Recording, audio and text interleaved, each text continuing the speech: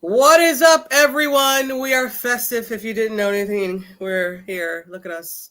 We're It is tea time with Robyn. I am T. She is Robyn.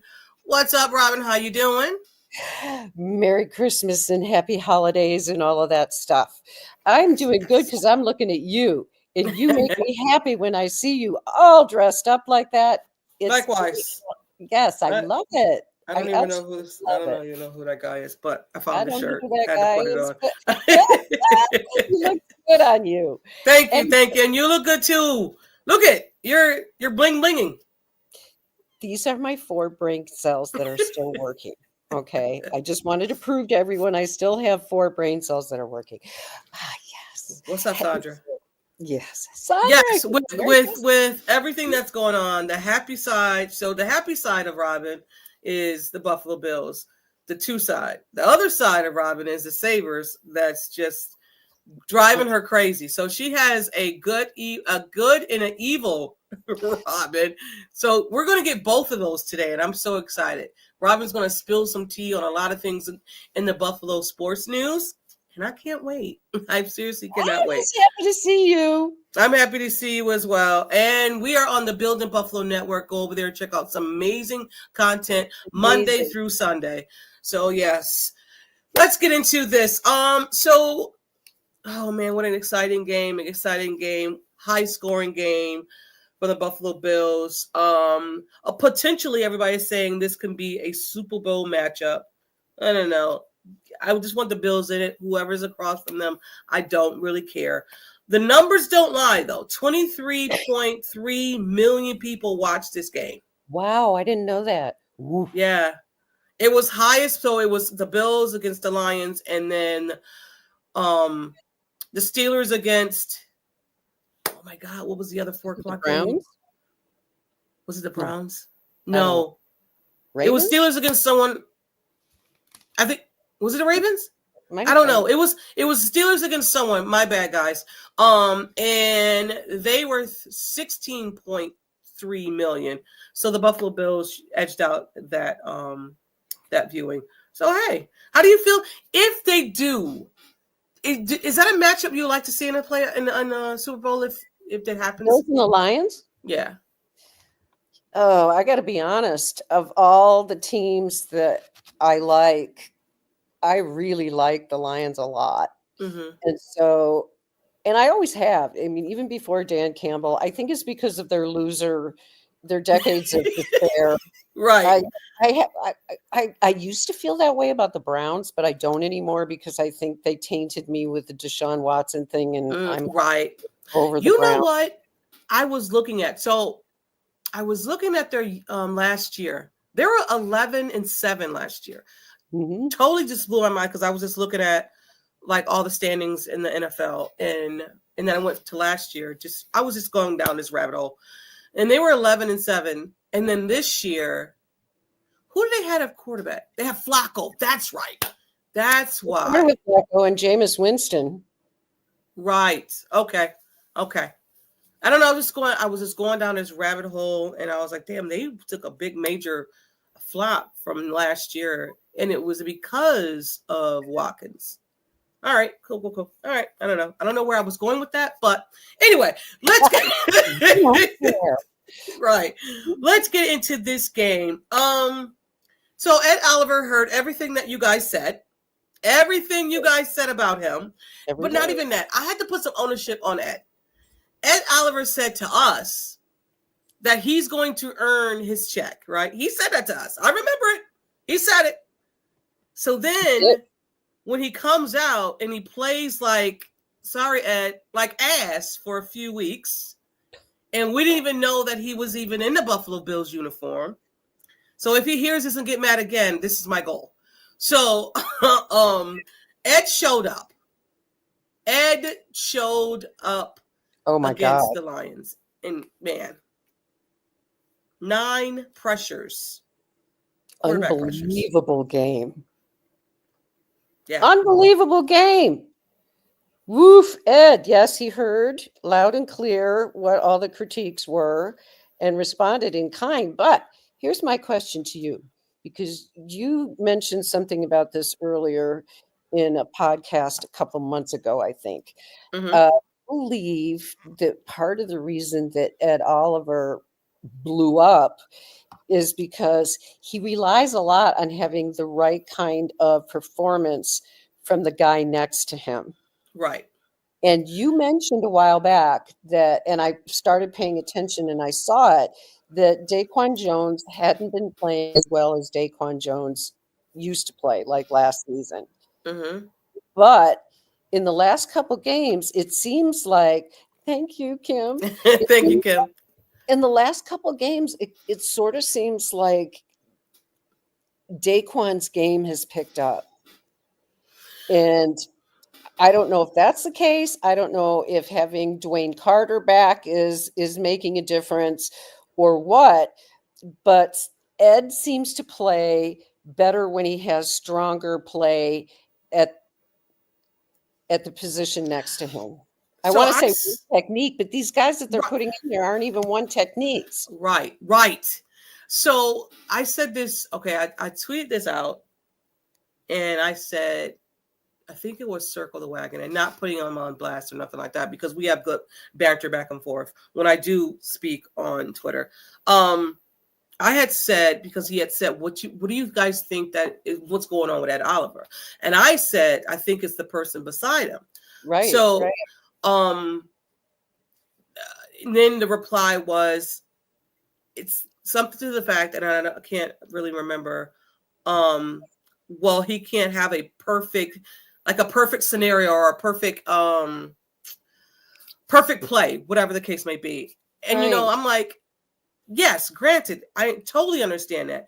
But when the person beside you, and I'm not saying this is what Daquan is doing, but when a person beside you is not taking up or even playing at their potential, and the person next to him is getting double teamed, because Ed Oliver gets double teamed. He damn sure does. And if that person can't beat their one-on-ones, like, what are we doing here? But I also think it might be Smoot that gave Ed extra height or whatever. Something is going on to where, and I don't want to be like he's laxic or nothing like that, because I don't think that. I think these guys, it's a rough 17-week season or 18-week season. And we know there's ebbs and flows. We understand that. But when you try to take that person at their word to where they say that I am going to outplay that contract, and we haven't seen you or the Ed from last year to this Ed, and the numbers don't show, like, we got to be like, what's up? Because the last 5 years, our main reason that we can say that we have not moved on has been our defense. It hasn't been Josh. It hasn't really. Oh, I'm sorry, go ahead. No, I was just going to say you're right. And I would even lay it a little closer and say it was our lack of pass rush and mostly our defensive line play over the last 5 years. And why would that be? Because we have not invested in paying money in the middle of our defensive line. We've been eking along with guys, no offense, who are good but not great. And we need more than good there. We need. I want a defense, Robyn. I want a top 10, top 5 defense. I'm selfish. I really do. I know my offense is going to do what my offense is going to do. I can guarantee you that if Josh is good and the wide receivers are all on the same page, they will give me 30. They will give me 30, right? I need my defense, and and maybe this is far-fetched, whatever, but as Bills fan, I am tired. Like you said, I am tired of just getting by when it comes to our defense. I want a freaking pass rusher. I know we got Greg Rousseau. Don't get me wrong. I want a pass rusher that can make some plays when younger we need Von Miller. Yes. And I hate that Von was injured because we don't even know what that would have been like. I know. Right? Yeah, absolutely. Absolutely. And speaking, go ahead. No, go ahead. Because I'm speaking of trenches, and now we're going to talk about the trenches, because the trenches, I think won this game for the Without Buffalo a Bills. doubt. They showed up and they kept Josh Allen clean. Josh Allen was back there just waiting to, okay, no, not you. Oh, okay, wait a minute, I'm coming back to, like, he was just back there just carving away. And on the defensive side, I just think everything just went well, right? So they just stepped up. They just stepped up. What's your thoughts? It did. Both sides did. If you watch, and I just can't say enough about this, if you just watch when you get a chance, single out and watch Deion Dawkins, Yes. because he is having the best year of his career by a mile. I thought it And was last year. he's taken a step above that Yes. this year. It's the boxing. I think it's boxing that he's doing. Uh-huh. And Cromer has taken some of those moves that he learned over the summer and implemented them, because he's using his hands in a very different way than he used to. He talked about it. And it's much more effective for him. It's why he sometimes stands like way to the left of the left guard. And that's why he's doing it, because he says it's the best position for him to get his body in the right position to be able to have leverage and work over these guys. And you've seen the video clips. He's dumping people on the ground. But that tells you a lot about that person's ability. He's not nowhere near the next guy, which is Edwards. Is it Edwards? David Edwards, yeah. Nowhere near him. It's like this much space, and then there's Deion Dawkins, and then there's freaking Edwards. You're just like, okay, Deion, you might want to spread on out, but I thought he was a wide receiver at first, but I was like, God damn, he's big. Or he's going to catch like they did. Oh, I hate that play, but I understood the play. Hated the play, but I understood the play. But I forgot where I was going with this.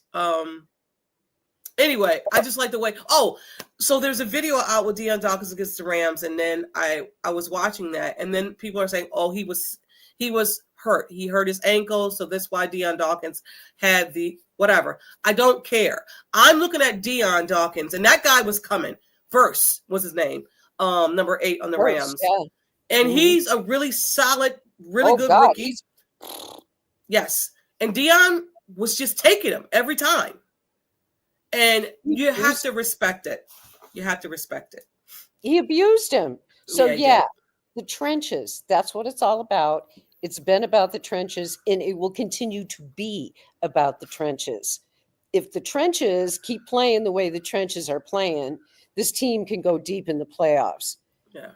But it's going to take, and I don't have anything to say critically, if you will, about the offensive line, because I think every one of them has been playing like way good. And even the backups, this is the deepest offensive line I have ever seen, any iteration, including the Super Bowl years. It's deep. The offensive Spencer Brown went down. Deep. And Spencer Brown went down, and Vandermark came in. And I don't think we don't wink up. Right. You didn't notice any difference. And that's what you want. That's what you need, because the offensive line needs to function like a well-oiled machine. And that's what they do. The defensive line, that's where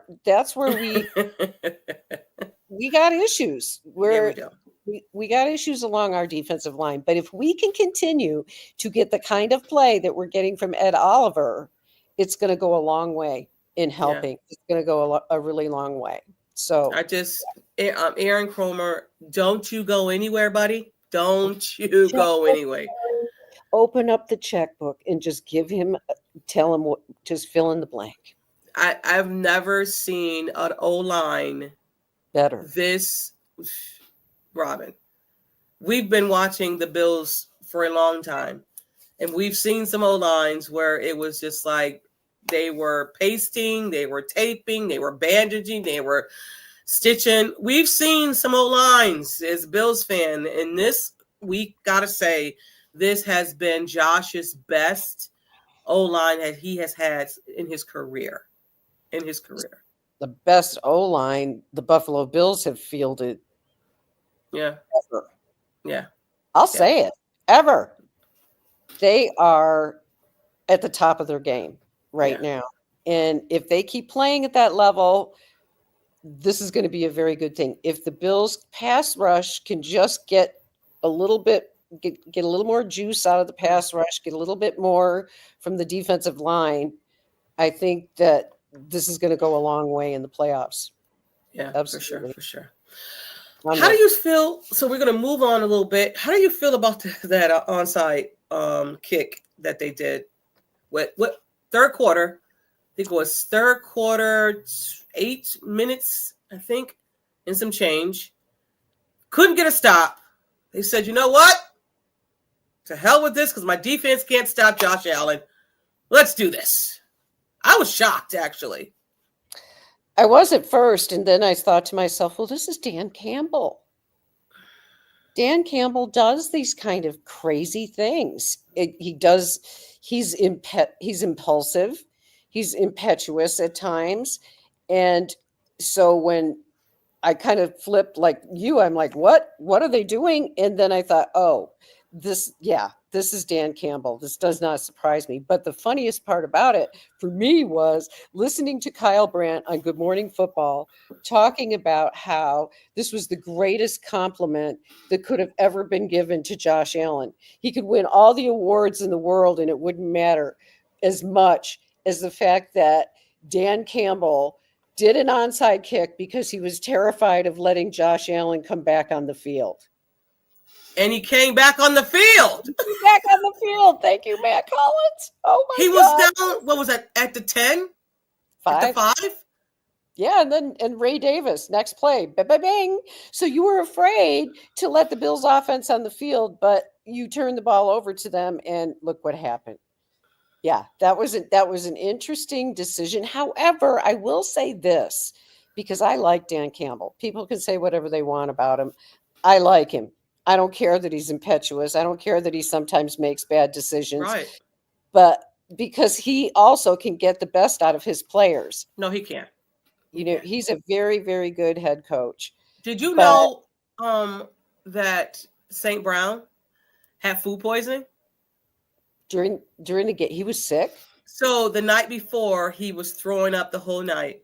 Oh, he didn't eat. He didn't eat the next day. They gave him IVs and kept getting fluid in him, and he had quote unquote his flu game. So he had a great game, but prior to that, he had food poisoning. these guys are amazing, right? What they play through sometimes just is amazing to me. I mean, you see guys puking on the sidelines and all that stuff, and honestly, and I'll get on my soapbox about this again, but the literal heat exhaustion that was caused by the heat in Miami a couple of years ago for the Bills. I mean, Josh Allen he had heat exhaustion. Oh yeah. And it was a medical situation as far as anybody could see. And how they could continue to allow that kind of crap to happen. That's scary. That's scary. But these guys, they fight through, they fight through a lot. And sometimes I think as fans, we don't show enough appreciation for the constant wear and tear and how they feel for the 6 months out of the year that they're playing. Mm-hmm. They never feel right. They're always hurting. And they're pretty much setting themselves up to be hurting for the rest of their lives. So it's a tough job. No, for sure. Ken Bailey would say, it's a tough game for tough people. I love it. I love it. So staying on the offense. Yeah. Gotta say, this might be one of Joe Brady's best play callings this season. Masterpiece. The misdirection, he was like Robyn.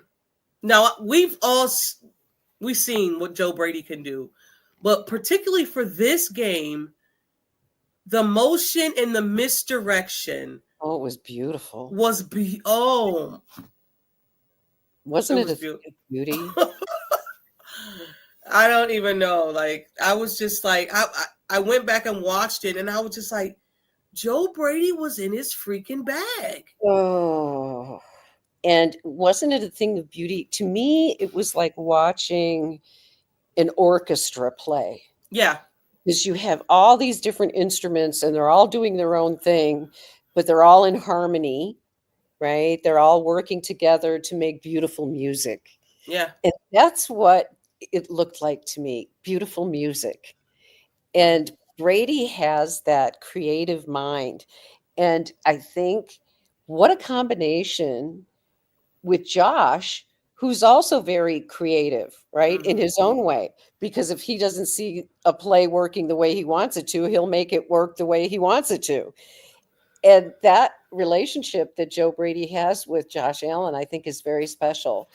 I'm pretty sure there's going to be a lot of suitors for Brady after this season, so he might not even Ugh, be with us. I know. I think, but the point is, though, we have to enjoy him while we have him. Yes, that's for sure. I mean, my concern going into this game was going to be, how is Brady going to disguise, or because this defense, even though they're injured, right? This defense is still playing Really to good. a high level. Yes. And how is Brady going to step up to that? Because that DC, I forgot his name. He's really good. He is Yeah. really, really good. So I mean, when it was at the goal line in the red zone, and he had Deion Dawkins walk Josh Allen into his to meet Holly, because they didn't get hit. That play alone, I was like, the misdirection and everything. Yes. Went back and watched that play. I don't know how many times. I was just like, okay, Cromer, Joe, they are in their freaking bag. They are. This offense Oh, rocks. I saw a stat this morning on X, Twitter, whatever, and it went through how many offenses have averaged more than 3 points per drive. Okay, per drive. And they listed, I don't remember what team it was, right around 2000, and then it was the Patriots, and then I forgot, there's like 2 or 3, and then there's the Bills this year. And that's oh it, like wow. in franchise history. So the offense for the Buffalo Bills is not only really good, it's record breaking in many ways. So this could be, and we still have 3 games left to play. I And know. all you hear about is, oh, Josh is offensive player of the week again, and here, blah, blah, blah, blah. Wow. All I can Yeah. say is our offense, if our defense can just be average and do an average to above average job, there's no question this team could win the Super Bowl. What I also liked about what happened in this game is the way they used our tight ends and our Yes. running backs. Yes. I love the fact that the Ty Johnson is having a season. I was hoping you would bring him up because he's the one that I think made the engine run, because they had a linebacker on him and the linebacker couldn't stop him. No, Ty Johnson was going to outrun your linebacker guy. Dude. And he's got hands. Hands. Yes. That's our leading receiver. But that's the thing that's so amazing about, I think, our running back core. Because we have the 3 best running backs that, I mean, I don't remember a team when we've had 3 running backs as good as these 3 guys are. And Ray Davis, give him a little time, you guys. Once he learns and adjusted a little bit more to the pro level, he's going to be a stud.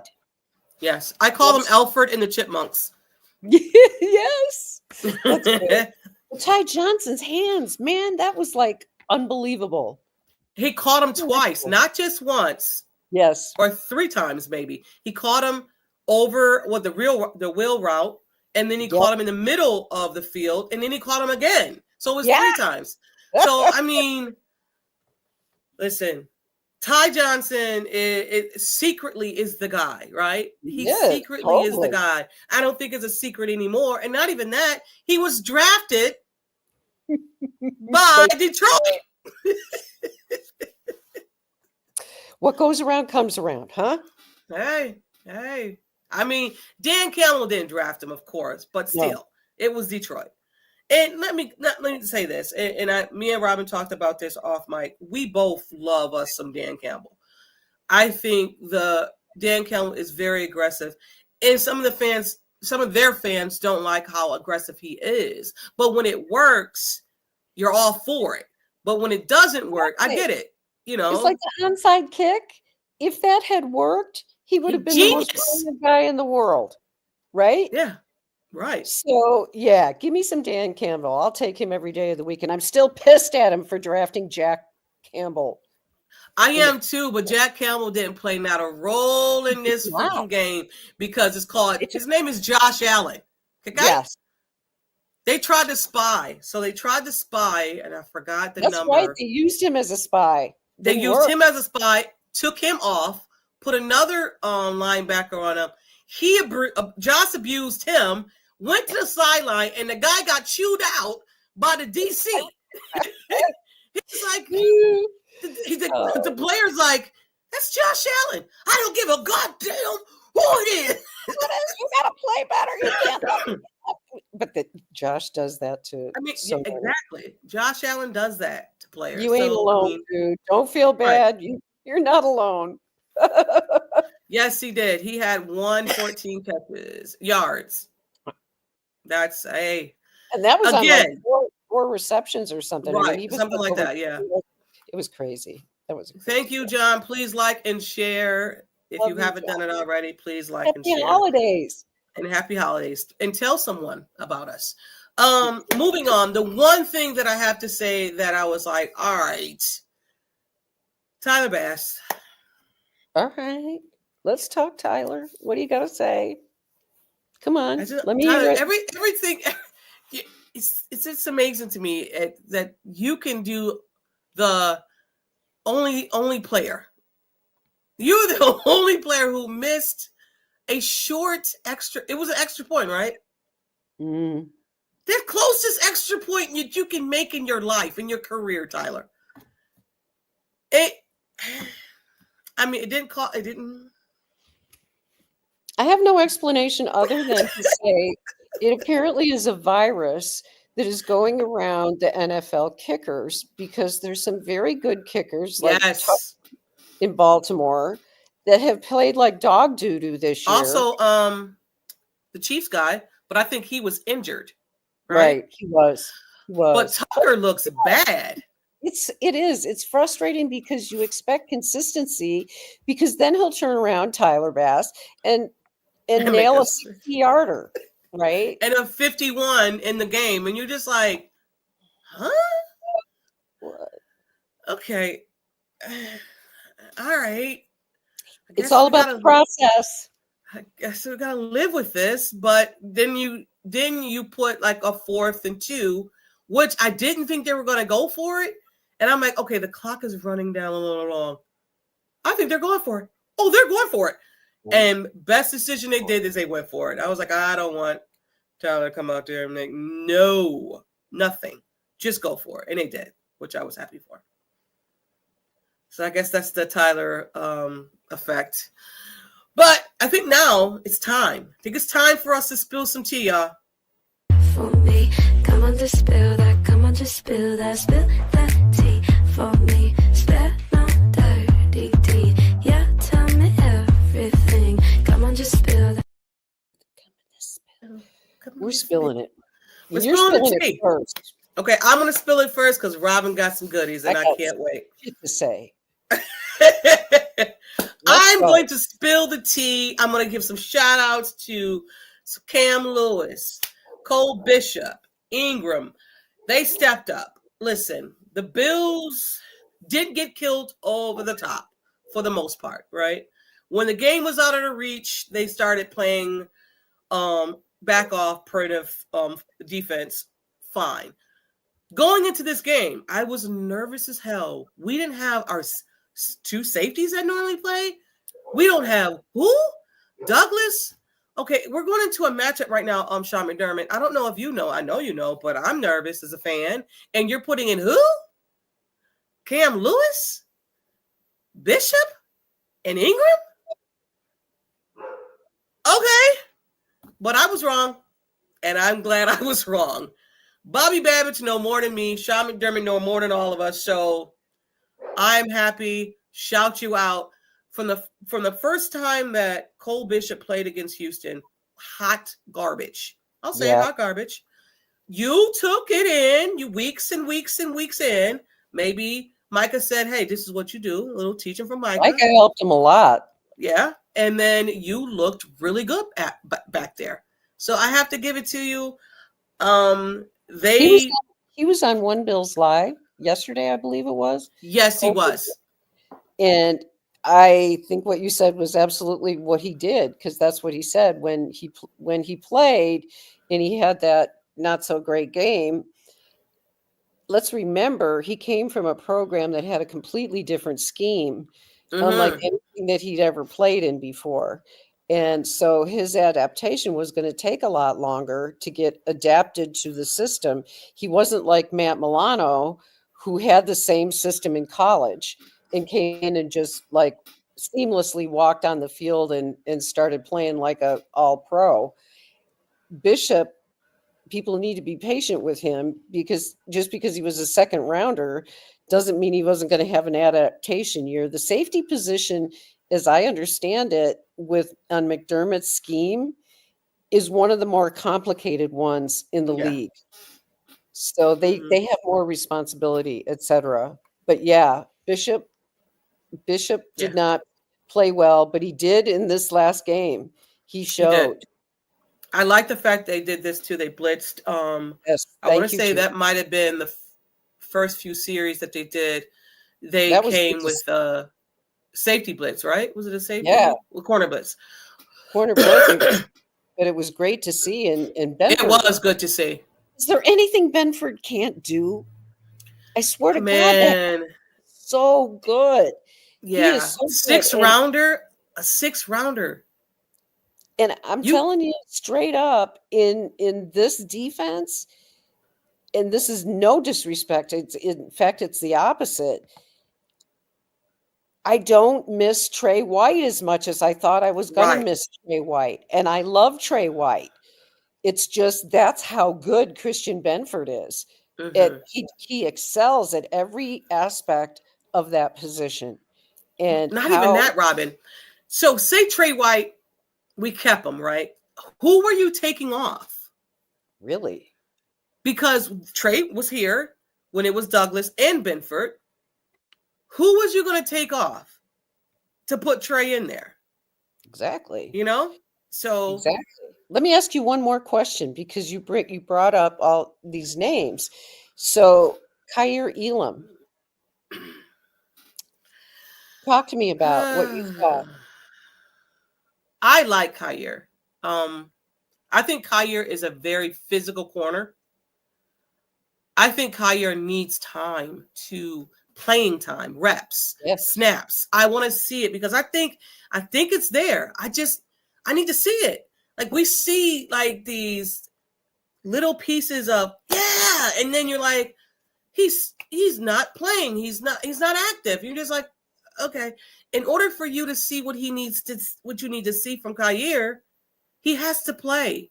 And again, where are you going to put him? Because right now Douglas is injured, right? So you could put him there. But how is Ingram beating Kaiir as a starter?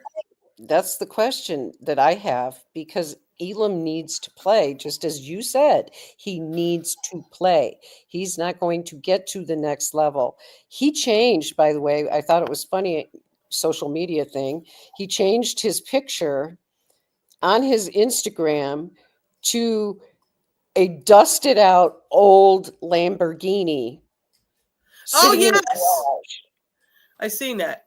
Okay. So we know how he feels about being benched. He's not Right. happy about it, which is what you want. You want him to not be happy about being benched. But I don't know, but I do trust that the brain trust there, they know for whatever reason that they have to be very careful how they bring him along. Hmm. And so that's why everybody else gets, because he wasn't ready. He's not ready. Yes, he is And a first oh round yeah, pick. Sandra's right. He was a first round pick. Yes. McDermott said you have to earn it. Correct. And that's the bottom line, is I think some of it is this issue. And he's got to learn, because he also played for Ohio State, which was pretty strictly man to man. He's got to learn how to play zone as good as he does man to man. Florida And State. He played for Florida. mhm. Kyer was in Florida. I don't I thought listen. he was Ohio State. No, he played. I'm pretty sure Kyer played Florida State. If I'm wrong, where's John? John, let me know. I think Kyer is getting used to Bill's zone. Yes, did he play for Ohio State or Florida? I can't remember. I think it's Florida because I see him in the blue and the orange. I could be wrong. I don't know. The Kyer situation Enigma. always it puzzles me. It's an Puzzles me. enigma. It is because it's like you Doesn't pick the make guy, sense. Florida State. Thank you, Kim, Florida State. Thank you. You picked the guy first round, and you knew he was a man cornerback. Right. We don't typically play man. We are more of a zone. Right. I also think it was one of those panic picks because you wanted McDuffie and he was Yes. gone. So who do we got? Who's up now? Okay, get him. That's my own personal. I think that's what happened. So yeah, and that makes a lot of sense. I'm telling you, I like Elam. I met him. He signed my son's shoes, which is right here in his glove. I personally root for him every Sunday. I personally root for him because he's a good guy. I spoke with him. He's a really, really good guy. He's very humble, and I want him to win. I do. I just think for sure. I just can hope win he more.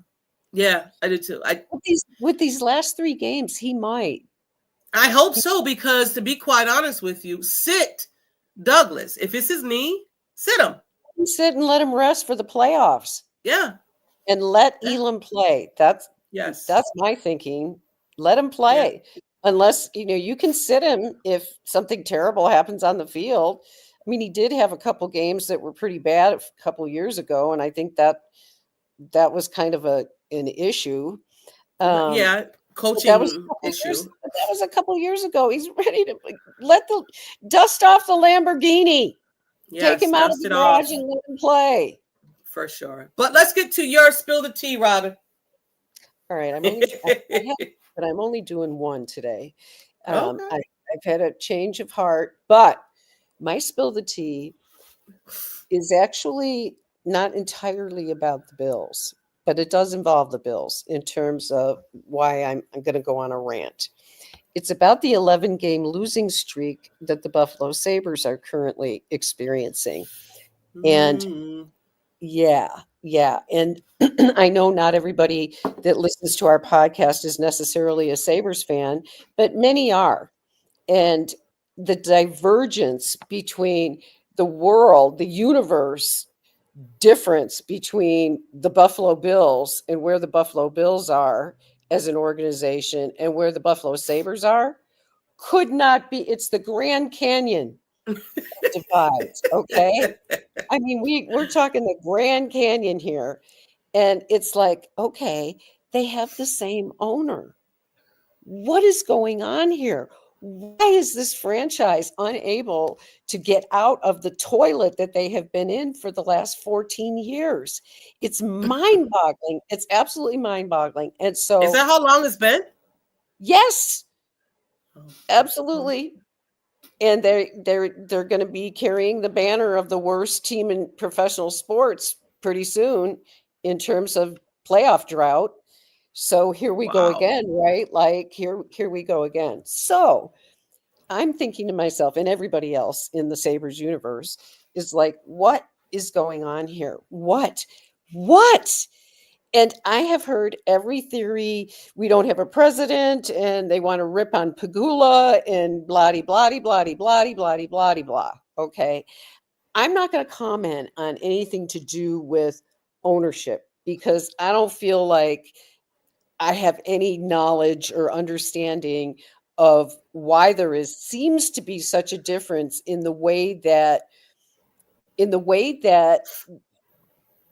Bills work with Terry Pagula versus the way the Sabres work with Terry Pagula.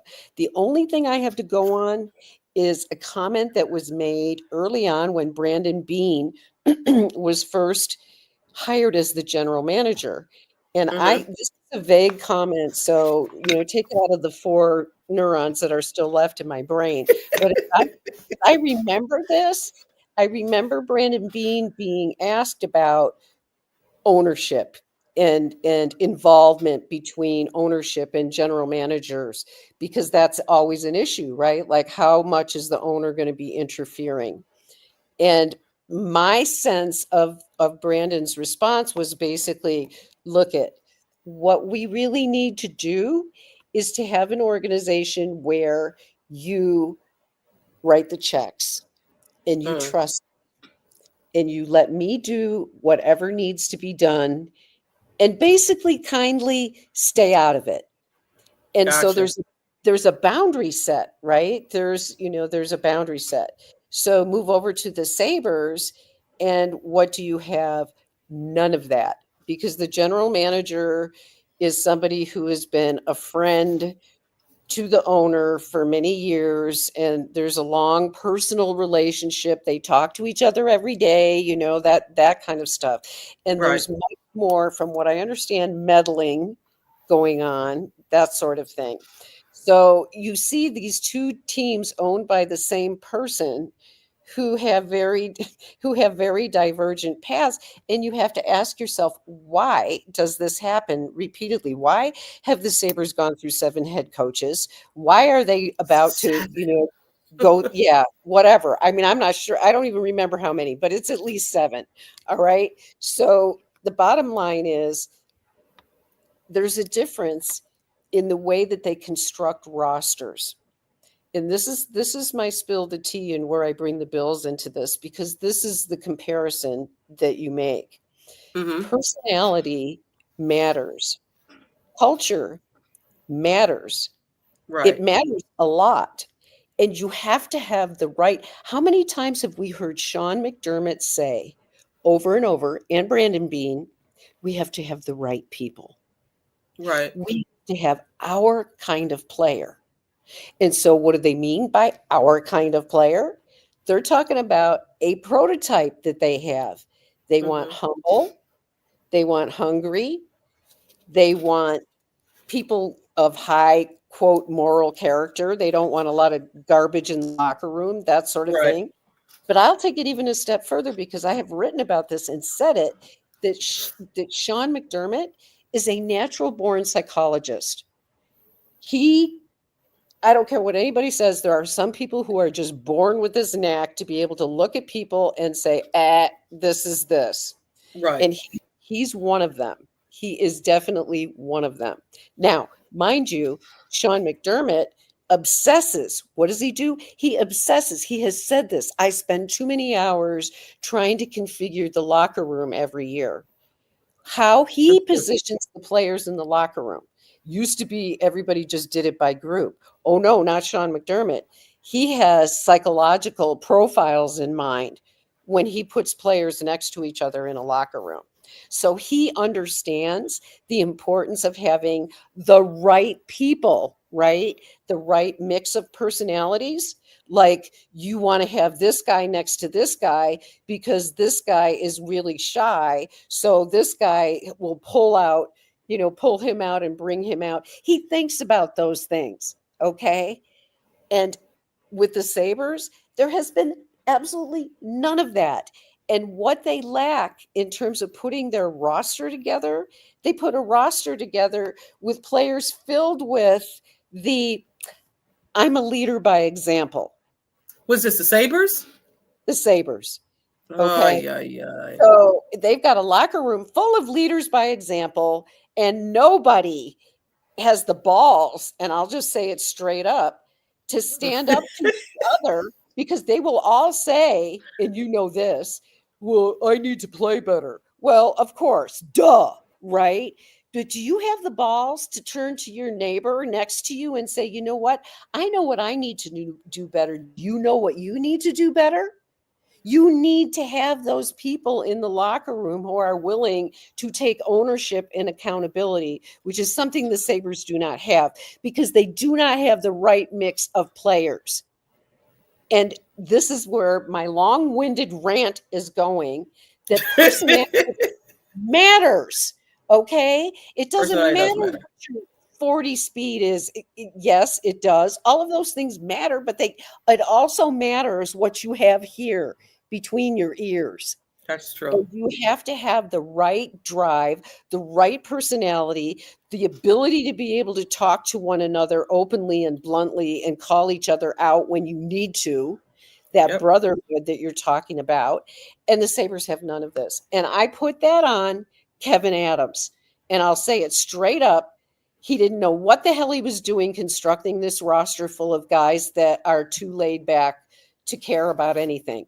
And I say, care? Yeah, they care, but they don't have the right personality to hold each other accountable.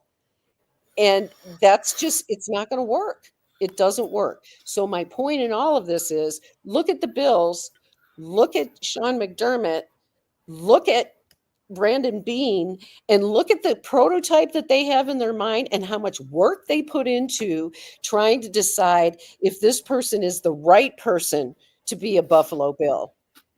That's what the Sabres need to do. And that's what the Bills have done very well in spades. I rest my case. Well, as y'all can see, Robyn is a Sabres fanatic. And you know, when they say fan is short for fanatic. You got the fanatic right now when it comes to Robyn and her Sabres. I can't do it personally. I cannot do two teams. Can't do it. Cannot do it. I would go insane. 11-game losing streak? I'm out of here, y'all.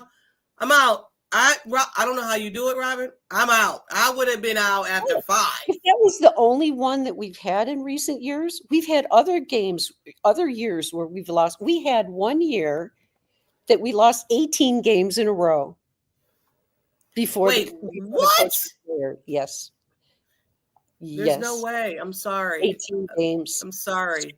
Yes. There is no way. As a fan, I'm sick. Oh, here's another one. Oh, that's 11. No. And here's another thing. Toronto is coming to Buffalo to play on Friday night. That's gotta be 19. Or no, I'm sorry. That's 12. Oh, it's going to be 12. And not only is it going to be 12, that place will have 1% Sabres fans. It will be completely Toronto fans. And you know what I'm saying to the players right now? You deserve this. That's so yes, imagine, Robyn, even, well, I don't know, even when the Bills were how they were, fans still came out. Fans still came out. Could you imagine? I can't even imagine the Buffalo Bills as being that, and then that stadium is filled with other fans. Like this is going to be a Maple Leaf showdown blowdown in terms of the fans. Showdown blowdown. Oh, it's going to be. And I say to the players, you deserve it. You put that kind of effort out on the ice every night. You deserve to have an arena at home full of opponent fans. And if that can't get you motivated, disrespected. If that can't get you motivated, by the way, if that can't get the best out of you, you are hopeless. I did see this though. I'm not gonna lie. We're gonna switch back to football, but I did see this. I did see Someone put Josh Allen in their Sabres uniform and said, if there's one person that can save this franchise, it would be Josh Allen. I did see that. And I'm like, hey, Don't if you he even could think do about it, if anybody could do it. Nope. Don't put that curse on him. Right? Yeah, don't put that juju on him. Don't put that on him. We need him Don't for our put that football. on him. We need But him to speaking focus. of the football, we Yes. have a matchup against the Patriots, New England Patriots, on Sunday. They switched the game from 1 o'clock to 4:25. More eyes on Josh. More eyes on Drake Mayo too. I mean, let's be quite honest. I did not want them to get that quarterback, but they got him. I think Drake he's a is real going deal. to. He's a real deal. Give him more time. Give him some an pieces. offensive line that can protect him. Let's talk about it. So the Buffalo Bills are 14-point favorites in this game. Means nothing. Means nothing to me. It's a division game, and the last time this happened, they lost. So I don't give a hootenanny how many points they're favored. The Buffalo Bills need to come out. They need to come out blazing. Not laid back, not having a letdown. Don't take your foot off the gas. If I can only speak. I don't care. Hootenanny. I don't give a hootenanny, Robyn. I love you so much. Oh my gosh. I love you. I don't need either. Listen, the Bills hasn't lost a game in this year at Highmark. And let's keep it that way. Like you said. And like you said, though, this is a divisional game. And I don't care what you say. I don't care what anybody says. You just look at what goes on in the division, the AFC North. Those games are always bloodbaths. Yes. Every one of them, all the time, every time. And it seems like every time someone, because they're playing like it's just like blood and just, I'm trying to kill you. Yeah. And then someone gets injured. And that's the way our division used to be on a lot of levels. However, I will say, the Jets will beat the crap out of you. The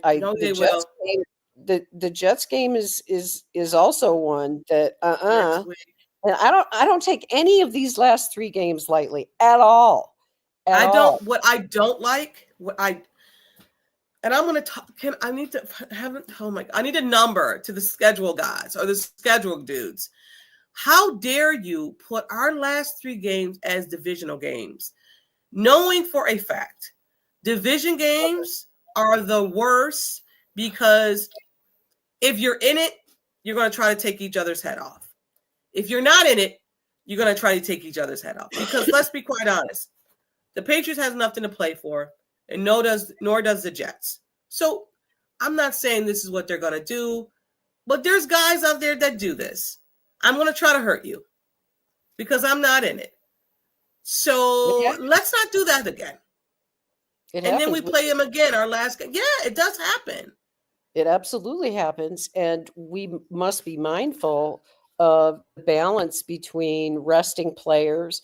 If it becomes absolutely clear that we're not going to have a chance at all for the number one seed, then it's time to really rest some players and put them on a pitch count. Here's me. I don't give a shoot about the one seed. I don't care. You don't care. I don't give a shoot about the one seed. I don't. I don't. Listen, I'm sorry. I don't care if I play Patrick Mahomes. I don't care if I play Lamar Jackson. I want the easiest route to the freaking Super Bowl and win it. I don't care. All you fans, give me the Chiefs.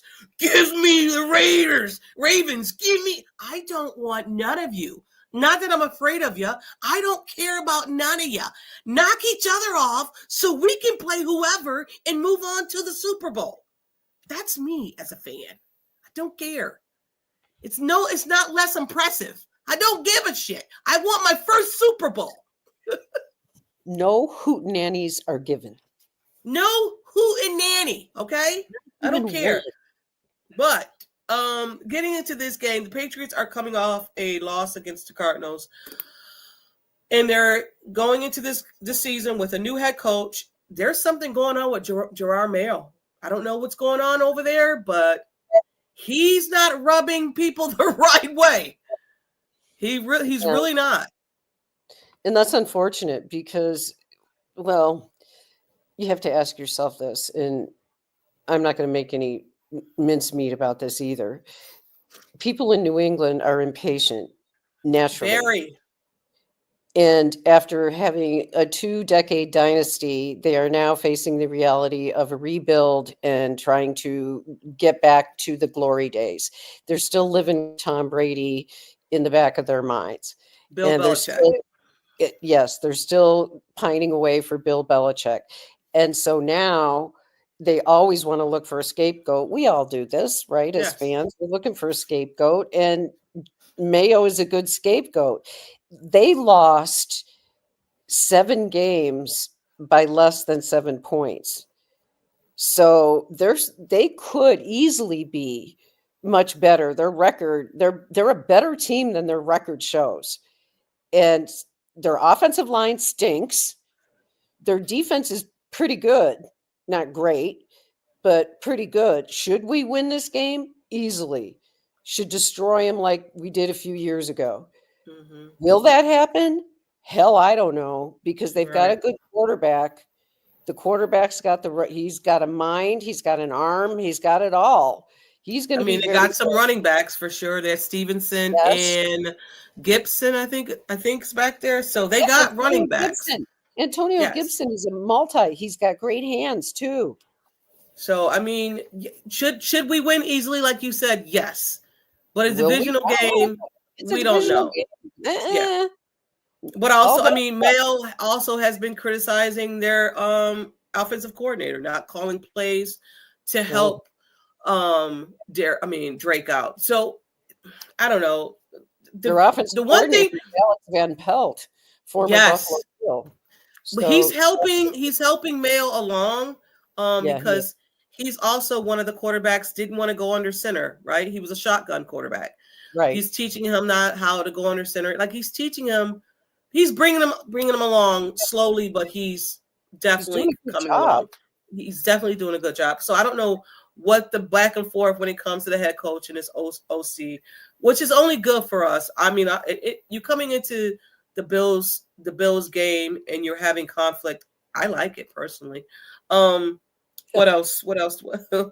But I just think so. When it comes to the Patriots, you always knew they had defense, right? No, their defense was always solid. Not this year, not so much. The only one they have, I want to say the cornerback, Christian. Oh my God, Gonzalez, whatever. Yeah, thank you, Gonzalez, the cornerback. I think they're going to probably put players around him because he's like the only good player there, and he's really, really good. I watched that Cardinals game. I want to say I watched it last night, and he's good. He's good. He is good. And they might have the number 1 pick. Who knows? So they've got a lot. They've got draft picks up the wazoo coming. So their turnaround will be much quicker than the Jets. Yes, for sure. For sure. So next season, we can only see. But Drake May he's the truth. He's definitely the truth. So we can look forward to that, Buffalo Bills fans. Yeah, whatever. But I got them winning. I definitely got them winning. I don't think that the Patriots have enough of pieces to beat the Buffalo Bills. So, yeah. One last question for you. Do you see Micah Hyde playing these last 3 games? I know people are worried about, oh, wow, okay. I know people will worry about his weight and if he can put on weight. He said he put on the weight. Everything is fine. He's back to his playing weight. Yeah, so you don't see him playing at all in these last 3 games? Unless there's an injury. If there's an injury, I see him playing in the playoffs, quite possibly. Mm-hmm. Quite possibly. But maybe in the last game, Yes, he is watching. John says Micah Hyde is watching film with Cole Bishop. Yes, absolutely. And that's a good thing for both of them. But I do believe that they're going to try to get DeMar and Rapp back out there because they haven't been playing in the last couple of weeks together and they've both been injured and they need some playing time to get kind of Right. going again. Mhm. But unless there's an injury, no, I don't think Micah will play in the regular season. Do I think that he might play in the playoffs? Yeah, I do. Okay. All right. I like it. I thought Micah might have played in this game, but then I was like, I don't even think he jumps Cole. So I like the decision that they made on that point. But all right. That's all I had for you. I like it. Oh, yes. Another opportunity to see you, Robyn. And I love you too. And guys, thank you guys for always stopping through and excuse me, commenting and giving us some of your best takes. We love it. We'll be back here next week because we know it's Christmas and it's the holiday There's so much season. football going on too. But there's still football. There's going to be a lot. Like tonight's going to be one. I don't know about Friday. Is it Friday? Is there one Friday? Probably. It's a lot of football happening. Like 5 games, 7 days or something like that. It's crazy. Yeah. Okay. Talk to me about, I thought I had one more question. I lied. Patrick Mahomes, do you think he plays? Yes. Okay. I do. Because he won't want to not play. He's already, they already are calling it a mild high ankle sprain. So if it's mild. I don't think it's mild. I don't. That's the other thing that could be true. He'll play because he wants to play. He's desperate to play. He's like Josh in terms of getting on the field. He thought about coming back out there. Yes. And You're winning. If it was a playoff game, he probably would have. Oh, so, no, if a playoff, yeah. It's crazy. But I do think he'll be playing. They want the number 1 seed. They do want that number 1 seed, and they're playing against. Oh my God! Texans? Hold on. I think so. Anybody can get it before me? Chiefs. Chiefs are playing. Does anybody have it? No. Yep. Texans. Texans, I thought. And it's at the Chiefs. So their last game is Texans, Browns, Chargers. Wait, no, my bad. It's not going to be a cakewalk. It's not. Boo-hoo. That's what I have to say. Boo. My bad. It's Texans. I had that backwards. Texans. Ooh, this is going to be a good one. Pittsburgh, Denver. So their last 3 games, and he has a high ankle sprain. They're going to make him run. And they got 2 tackles that can't function. And that's why he got hurt, though. Exactly. That's why he got injured, because of the tackles. Yeah. But he'll be out there. Not our issue. We got Josh Allen, so, Hey. Anyway, thank you guys always for showing up. Like I said, this has been Tea Time with Robyn. I am T. She is Robyn. We are out, y'all. Peace. See you next week. Happy holidays. Happy holidays, guys. Peace out.